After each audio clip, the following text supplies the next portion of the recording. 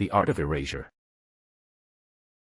I've just finished an illustration, I think, until I realize that a small mistake in the picture cannot be ignored.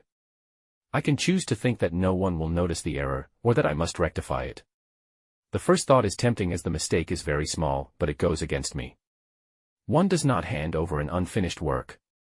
So, I must correct the image, despite the lack of time. In this case, it means that I must carefully cut away an entire wall behind the figure and replace it with a flawless wall in exactly the same shade. I take out the scalpel and cut. It reminds me of something I've heard now and then, that a skilled artist doesn't need an eraser. Nothing could be further from the truth.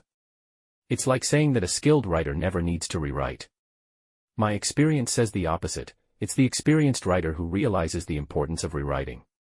It's only the amateur who thinks that a finished text is complete without revisions. The same goes for us artists.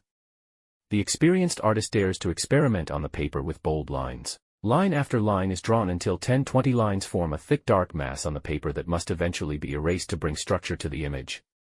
The erased lines then leave traces that breathe life into the one saved line. I think of Alberto Giacometti, who drew as much with his eraser as with his pen. You can clearly see how he searched for the right line with a pen and eraser.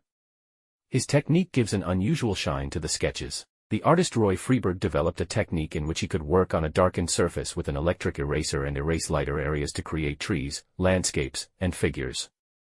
He could achieve an almost photographic result by erasing. I wonder why I carry an inner anxiety about a correction being visible. An inner demand to present a perfect result completely without corrections, as if I were drawing based on a finished plan that must be absolutely right from start to finish. It would be like not being allowed to add salt and pepper when tasting the food you cook. The thought is absurd. I must rid myself of this peculiar notion. So, I think that my correction might be visible, but what does it matter? It will actually just indicate that the picture is drawn and colored by hand. And that I work on paper. Probably, it's through erasing and correcting that it becomes really good. A visible correction gives us proof that a human hand is behind the work.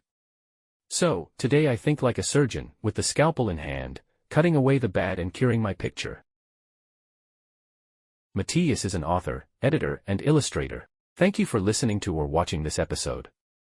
Please like, comment and subscribe.